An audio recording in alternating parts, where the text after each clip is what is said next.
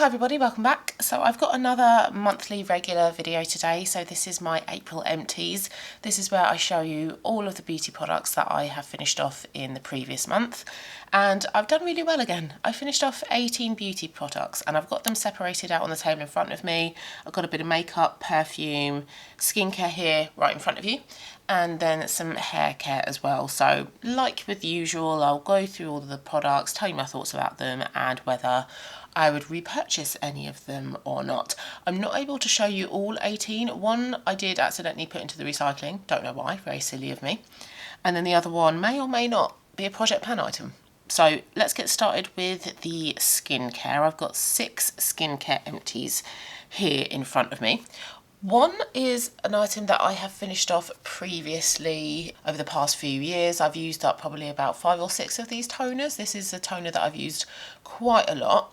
This is by Empties and this is the Rehydrating Ginseng Toner. I got this as part of a skincare set from Empties from QVC. End of last year, autumn last year. This is a really lovely hydrating toner. It does have quite a strong scent to it, so I wouldn't recommend it for people who have sensitive skin or who have sort of any reactions to scent because it is fairly strong. I don't mind it. I don't feel like it lasts for sort of too long. But as well as being moisturising, because of that scent, it is a little bit kind of invigorating as well. Not so much the feeling on the skin, but the scent has that kind of invigorating, refreshing kind of appearance to it. So this is probably better for the morning, but I use this morning and evening. I use this after my cleanser to just add a little bit of moisture back into my skin before I went in with a facial oil, which is also by Empties as well. It's a really nice pump. It's a very even spray. It's nothing too kind of harsh, so it's kind of more like a mist, but not as gentle as a mist, but it's really evenly distributed over your face.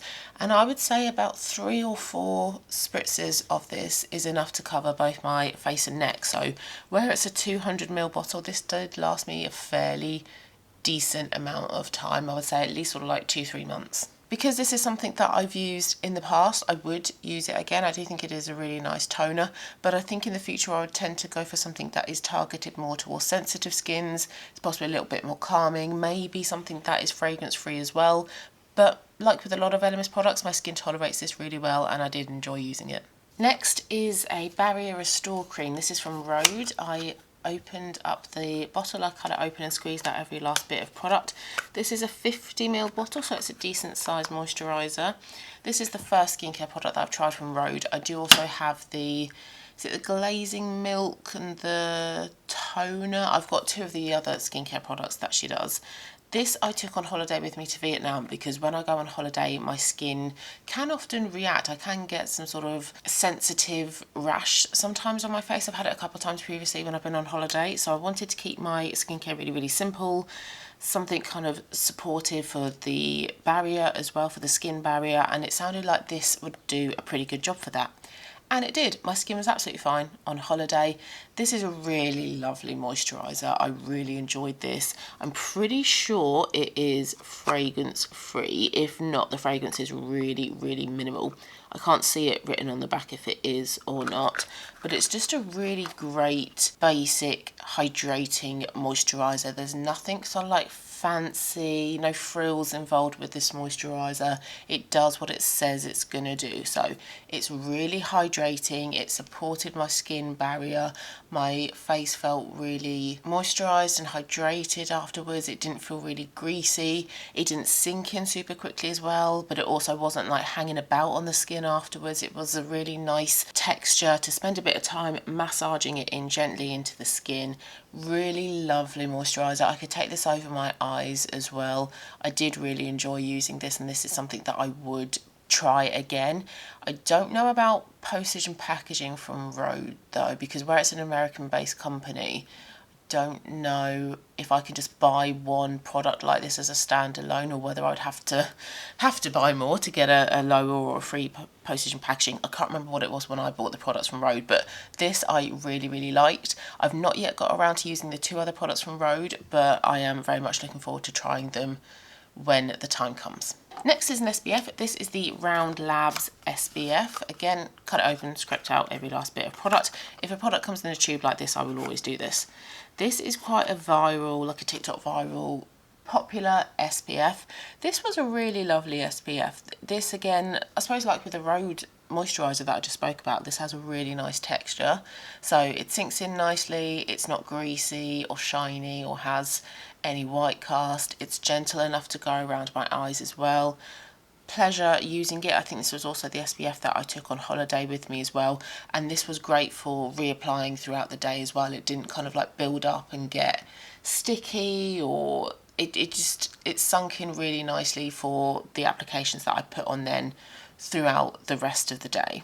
And the weather in Vietnam was really hot as well, and this did a really great job of standing up to those temperatures. I didn't get any redness at all, so this was a really great protective SPF.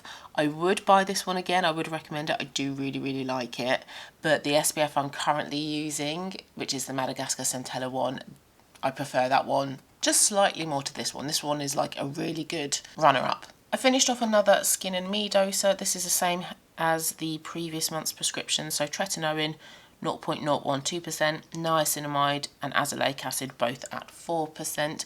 My skin is still tolerating the Skin and Me really well, and that's really all I've got to say about the Skin and Me doses, because I finish one of these up basically every other monthly update, so where the prescription hasn't changed, there's not really much more for me to say, apart from the fact that my skin, like I just said, still tolerates this really well, and I'm still enjoying using this every other night as part of my evening skincare routine. I finished off another one of the Inkey List caffeine eye creams. This is the second one that I have finished off recently, and this is now my go-to eye cream. I've bought a third one which is currently in use. I put some of that on this morning. I use this both morning and evening. It doesn't really do a lot for my dark circles, I will be honest. I think it is meant to be targeted for people with dark circles, helps reduce the appearance of tired eyes. Yeah, I haven't found that it's made any difference to my dark circles, but I think I've resigned myself to the fact that nothing will, unless I go down the whole filler route, but I'm not going to do that. But aside from that, this is a really lovely eye cream.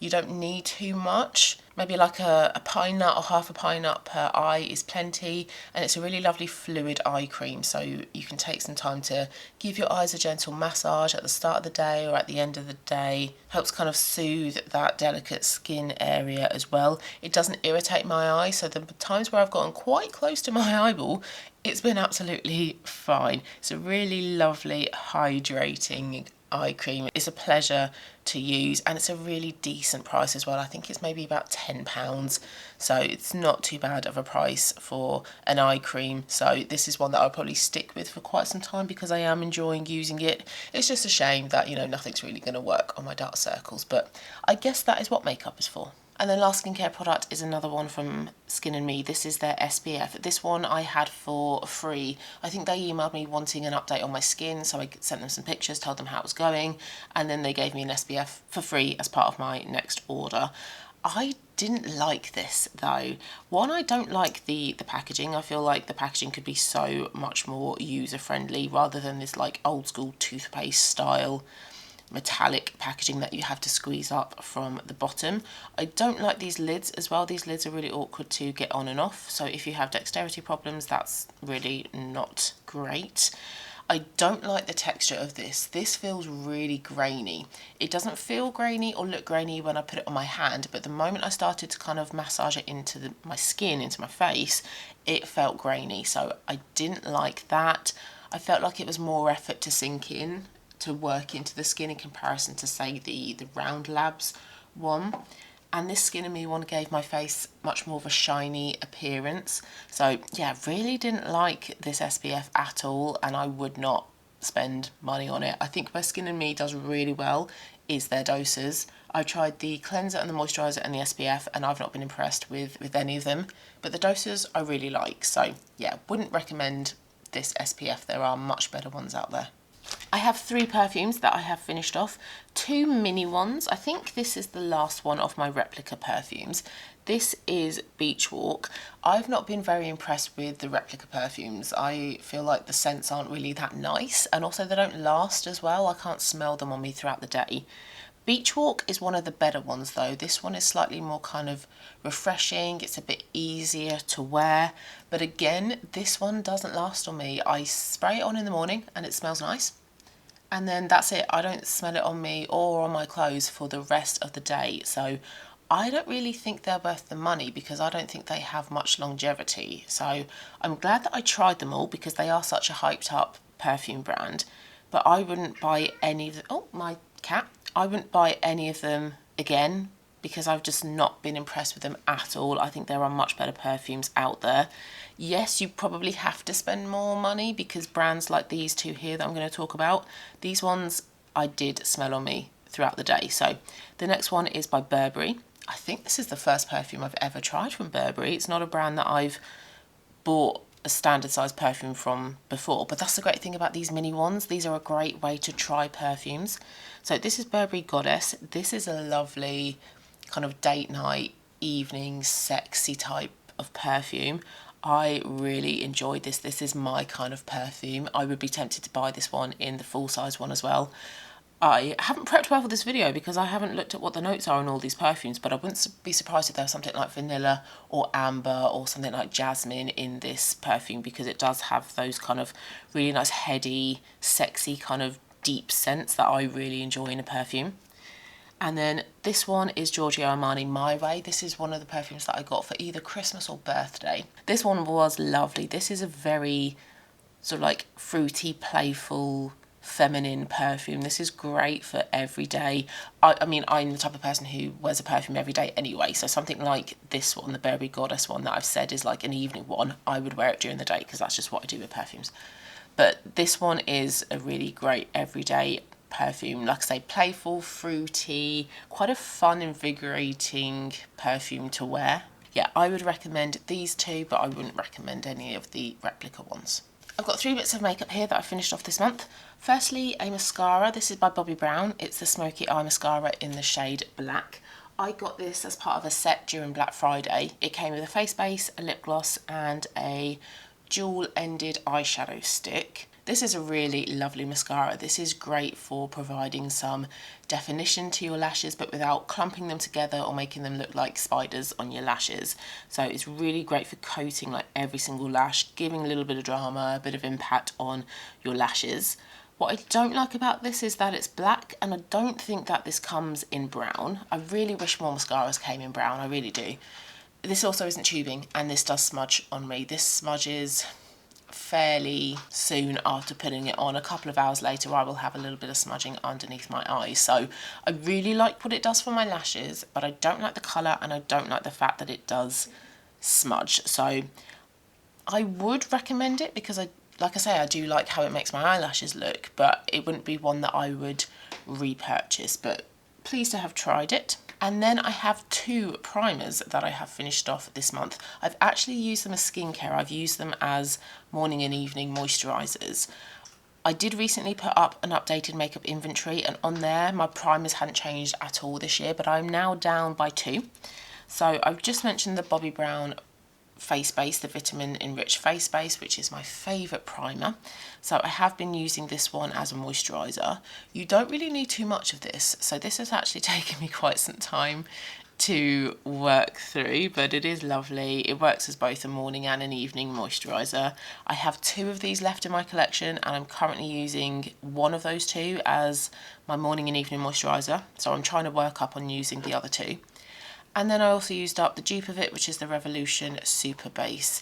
These are great moisturisers. I'm not sure how much they would sort of hold up on my skin personally during the really cold winter days where my skin barrier is slightly compromised. I'm not sure if I would want to use something as heavily fragranced as the Bobbi Brown face base.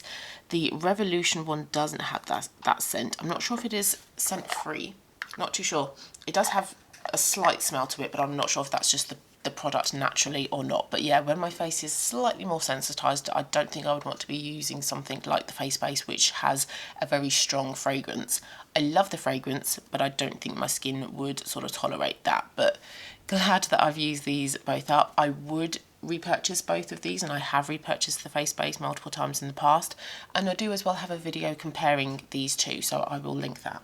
And then lastly, hair care. I do have 5 hair care empties, but I did accidentally put into the recycling my conditioner, which was the L'Oreal Dream Lengths conditioner.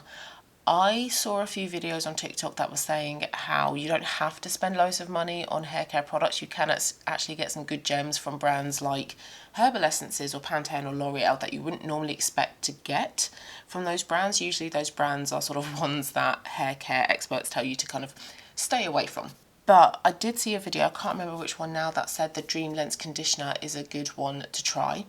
And I tried it and it was okay. My hair recently hasn't been as hydrated or as soft or tangle free as it has been a few sort of months ago. Now, I'm not sure whether that's because I've changed my shampoo, my conditioner and my leave-in conditioner as well. I'm not sure which product kind of is the main culprit in that, but I wouldn't buy that conditioner again because my hair was a lot more knotted and tangled when I came out of the shower, and my hair didn't feel as soft, it didn't look as soft, it didn't look as glossy. Now, I only got through 1 bottle of it, so I can't really say if it made an impact on the length of my hair. I don't feel like it did, but I wouldn't buy that one again. I have changed to a Redken All Soft conditioner and straight away I'm noticing a difference, and that's the only product that I have changed as well. My leave-in conditioner is still the same and my shampoo is still the same as well, so it might well be that that conditioner was the main reason why my hair hasn't been as nice recently.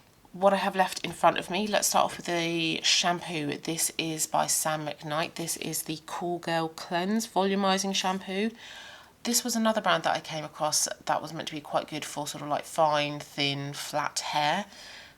Can't really say that this shampoo did much for my volume though, but I think it is going to be products like a mousse and a root lift spray that is going to be good for volume. So I think I kind of need to avoid or not rely on products like shampoos and conditioners that claim they're good for volume, because ultimately they're not.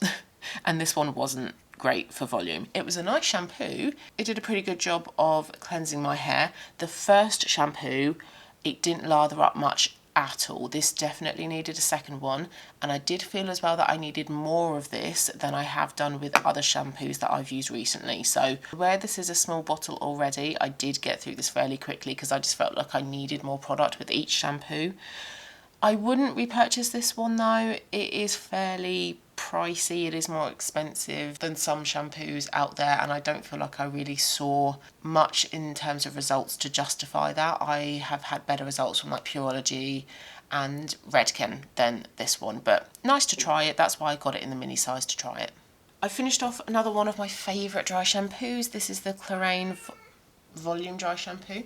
This is my favourite because it does give volume to my roots. It's a really great refresher. It makes my hair look a little bit more tousled. Tousled? I'll never know how to pronounce that word.